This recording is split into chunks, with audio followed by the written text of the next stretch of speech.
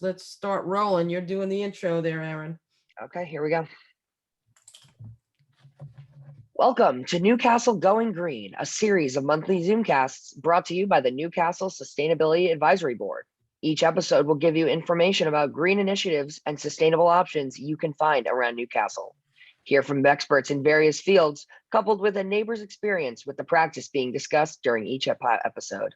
On today's episode, we will focus on the newly passed ban on gas-powered leaf blowers from the months of June to September with guests Rand Manassee and Tracy Stein. Rand Manassee is the Chief Operating Officer at Sunrise Solar Solutions in the metropolitan New York region. He is a lifelong New York resident, raising his family in Westchester County, where he serves on the board of the Sustainability Advisory Board of Newcastle. Rand headed the leaf blower initiative, presenting the idea to the town board and working with the other SAB members to get the new ordinance passed. Tracy Stein is a longtime resident of Chappaqua and has served on the Sustainability Advisory Board for about 5 years during her residency. Tracy is a lawyer who presently works for a number of nonprofits consulting on environmental policy, advocacy, and programming. We welcome Rand and Tracy to Newcastle Going Green. Thank you. Hi, welcome everybody. It's Maxine here. That was Aaron Silver, and we have Gabriel Paley and Tracy Stein and Rand Manassee, our guests. And there's a little bit of history that goes along with leaf blowers that kind of no one goes into. So we're just going to briefly give you a slight history of leaf blowers. So the earliest leaf blowers were designed in the 50s and 60s, starting as backpack crop dusters and morphing into tools for landscaping. As they became more popular in the 70s and 80s, making yard work more easy and allowing for less water usage for landscaping, it started to become clear that they had an enormous effect on the environment. Cities like Carmel, California banned the use of gas-powered backpack leaf blowers as early as 1975. Their two-stroke engine, while efficient, was responsible for enormous air pollution and had a high-pitched, loud whine. We all know that one. Although these issues were addressed in later versions of the two-stroke engine, the shift to electric leaf blowers has been most impactful. Cordless lithium-ion batteries powered leaf blowers were developed in the 2000s, allowing for cheap operation and portability while addressing noise and air pollution. And then now we have some facts about leaf blowers. Today, there are about 11 million gasoline leaf blowers in the US, each generating wind speeds of around 180 miles per hour. These leaf blowers generate as much tailpipe emissions in 1 hour as automobile does over 100 miles. The average two-stroke commercial blower generates every year 277 pounds of volatile organic compounds, 825 pounds of carbon monoxide, which is a toxic polluting gas, and 3.3 pounds of particulates blown up from the ground by leaf blowers' wind. And we know that adds to a lot of problems. So we have Rand here, who's going to answer questions about how this leaf blower initiative started in Newcastle, and we're going to follow that with Gabriel interviewing Tracy. So let's start off. Rand, how are you today? I'm doing great. How are you? We're in the summertime, and it's a little quieter here, thanks to an effort by you and Tracy and Kat, all the people on the SAB who helped get this established. So what was the main reason for pursuing a ban on gas-powered leaf blowers? Well, I'm glad it's quieter, but that was really just one of the main reasons, or one of the reasons that we decided to pursue this. And it's been a effort that's gone on for years, but I'm glad we got to the final result. But the three reasons, and noise is one of them. I think it's probably the one that comes first to mind of most people, because it's the one that's obvious. We all sit in our backyard, and then all of a sudden we hear those leaf blowers going, and disturbs our peace. But there's two others that probably are just as important, if not more important. One of them is the effect that it has on climate. We all see the effect of climate change. It's becoming more and more obvious every year. Well, gas leaf blowers are a big contributor to that. The carbon offset that it creates, the amount of carbon that it contributes to the atmosphere by those two-stroke engines is really pretty great. There's some studies which show that the amount of a two-stroke engine polluting the atmosphere is probably greater than if I was taking a Ford F-150 and drive it from here to Alaska. So, and I can get more into that detail, but it's not really what we want to do right now. So there's the carbon effect, carbon offset effect, and then so it's carbon noise. And the last part of it, and probably what's more important to those residents around us, is the particulate matter that those high-speed engines are causing every time they blow the gardens around us. So as they're blowing all that leaves, well, leaves don't happen in the summer because they're leaf blowers. They should only be used off season. But as you're blowing the beds, the garden beds around you, or even the grass, it's blowing up all those those little particulates in the beds, and that gets into your lungs. Well, for an adult, that might be okay, but if you're a little person or an older person, that's not good for you. And that can cause asthma. It can cause breathing problems. If you have, any type of breathing problem, it's going to cause problems.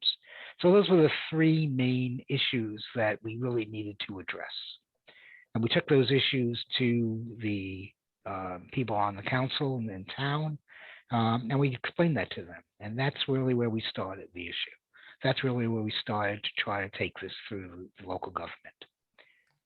Right. There's a lot of other things in terms of you talking about you blowing the beds and the particulates in, but there's also COVID going on now, and anything that's going to hamper breathing or put things into the atmosphere that are bad is not a good thing. And it also displaces beneficial pollinators and insects. And to me, what are you blowing anyway in the summer? Grass clippings are good, and I think that at this point, what are so in terms of the benefits, what are the biggest benefits that we have? Good point, Maxine. There's no reason in the summer months to really be blowing anything on anything, even the hardscape being driveways and walkways. There's no reason to be blowing anything around in your lawns and your beds. You want to keep all of that in place. It's fertilizer. Why go out and add chemicals to your lawn or add chemicals to a bed when what you cut up, what your grass clippings are, is natural fertilizer. Let's just let it lie. That's the best thing for it. Before leaf blowers, we used to just leave that in place. It naturally fertilized everything. We might as well continue to do that. Now we're blowing all that around. It's just adding to respiratory problems. With COVID, you bring up a good point. With COVID, that's an airborne disease. Why add that to the problem that we're having already? So Right. It's best just to leave it in place. Right, and also the aspect of the health of the workers is another issue that I think is important, because they're blowing all this stuff around and they're breathing this stuff in right then and there. They're Right. breathing in the gasoline, they're breathing in the particulates, and if someone gets their lawn, sprayed, and then they come in and they're starting to blow the next day, you have the pesticides on the lawn being sprayed around.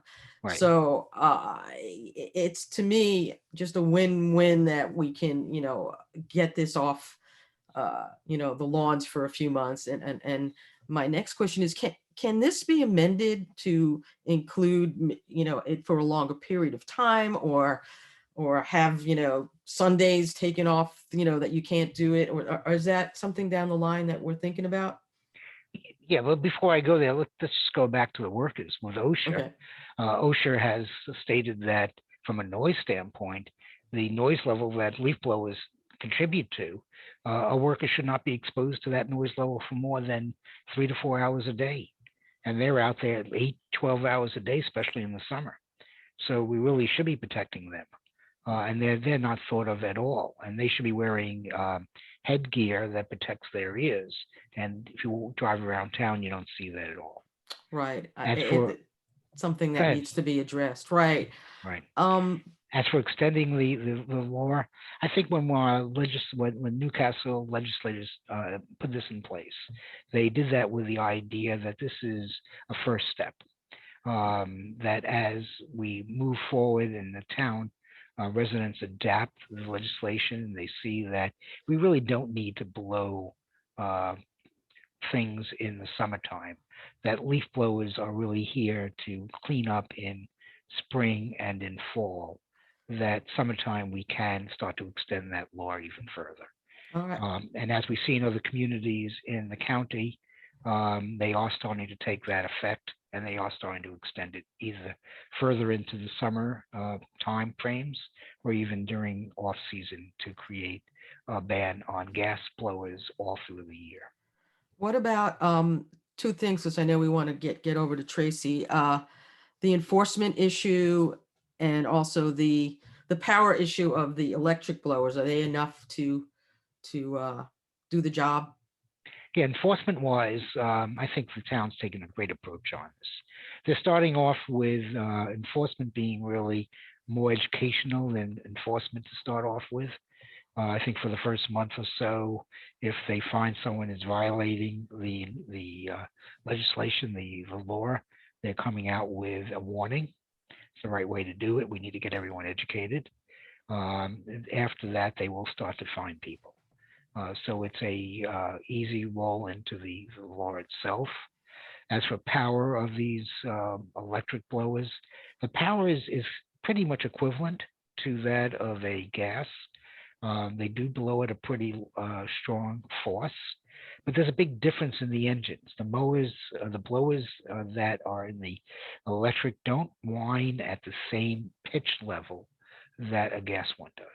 So you're not hearing that that level of pitch that is breaking through your eardrums and causing your head to spin. Right. So just quickly, if people have questions, where can they go to ask them? I mean, the SAB has a Facebook page, or They do. is it- The SAB has an FAQ page. Go out to the SAB website and you can find everything you need out there. We can post that as a out on the, I guess, the chat of this Okay. blog. Great. Rand, thank you so much. Your work has been amazing, and truly, we appreciate everything that you and the SAB has done to get this in place. Thank you So for now, thank you for putting the blog together, and my pleasure for disseminating the information. great. So just hang on, and we're gonna talk to Tracy Stein, and I'm gonna switch it off to Gabriel. Hello, hello. So, again, thank you so much, Rand, for being one of the members who really spearheaded this effort. But now, I think what would be interesting to do is really take a look at the neighbor's perspective because some of these numbers can sometimes get lost. But my first question today, and one that I really feel will try to drive the point that this ban is really beneficial to just the average resident, is Tracy, what benefits have you and your neighbors noticed as a result of the ban immediately? I mean, we've only had this ban for about a month now, so what have you noticed already? Well, first I have to say it's really great to be on this panel, and I especially love to see students, Aaron and Gabe. Thanks for being part of it. So immediate benefits, certainly noise, and I know I feel much better about not about leaving my grass in a natural state, not blowing particulate matter, and not spewing the carbon emissions. So I feel very good about that. I also just think that it makes sense. So I feel good about doing something that it's logical. A couple of years ago, when the SAB was considering whether to enact this the gas ban, I spoke to my own landscapers to see how it worked, how it would work in practice, right? Does it make sense? And it really makes sense. You don't need to blow them. It's really about communicating. And my landscaper was particularly open and receptive to my request, and it's working with them. So if you're going to blow the grass clippings, you can blow them into your yard. You don't have to even have them go into your driveway. It just, everything about it, I thought makes sense. I feel good about being part of an effort that addresses worker safety, noise, and climate justice, quite honestly, and it's certainly climate. I hope that answers your question. Oh yeah, absolutely. I mean, it really is incredible. I think that this ban specifically really is a win-win situation. I mean, as Rand mentioned, as you're mentioning, I mean, it's a win for the gardeners and landscapers. It's a win for the residents. There are definitely clear benefits to it. Um, I was actually had a follow-up question to one thing that you were saying about your landscaper being receptive. Um, so you've spoken to residents in your area. How have like landscaping companies in general responded to this? Has it been mixed or has it generally been good? Well, I I can only speak to my experience and my friends' experiences, and I think conveying to landscapers what you want and expect is helpful. If they don't know, they're going to continue to blow the grass clippings with what they have, their gas blowers. I've spoken to friends and neighbors about options also. If you want to clean, there are, there's the electric option, and I've spoken to my landscaper about that. I actually purchased one. They're not very expensive. And if there's something beyond grass clippings that needs to be cleaned, I've made it available. And hopefully soon the gardeners themselves will transition to electric blowers. But I really think that it's about communicating what your expectations are. If landscapers don't know that this is what we also want, what their customers want, they may continue doing what they've normally done. They think that people expect these very pristine, clean yards without understanding, without knowing that really, it's customers who learn and are aware can do a lot in changing that path. So residents play a very critical role in this whole relationship between landscapers and this ordinance. And I think that that goes back to a point that was made earlier about education, and that kind of leads me to the to this question. Have you, in your experience, I mean, you obviously do a lot of environmental work and you're very active in this area, but have you found that many residents know about the law? I mean, right now we're about a month out, as I said, so most should, but if not, how would you suggest also spreading the word? Well, again, we as a community have to really talk to our friends and neighbors. I think that's, there are signs that are now up. I think people are becoming aware. There's been a lot of discussion about it. And the most important way to work with our community is to really talk to friends and neighbors and let them know that this is a good option, that there are, ways to purchase electric blowers if they need that as an alternative. It's really about all of us reaching out and speaking to those that we know and pointing to the resources that are available. Rand mentioned the FAQs on the SAB's Facebook page and website really can teach so much about the benefits to the ban and ways to work with it. So there are resources that are available, and we all have to really reach out and speak to our friends and neighbors. Okay, so with that, thank you so much for being here. Thank you so much for doing this and for really giving us some insight as to this, how this ordinance has played out in the community. And I'll pass it off to Maxine for the conclusion. Great. Thank you both. Thank you, everyone. It's been great. Thanks for joining us for Newcastle Going Green. For more info, you can visit the Sustainability Advisory Board's Facebook page. You can also email us at newcastlesab@gmail.com with questions. I'm Maxine Margaret Rubin, along with Aaron Silver, Gabriel Paley, and we have Rand Manassee and Tracy Stein. And off camera, we're going to have a shout out to Alicia Malloy for all her help. And we'll catch you again next time.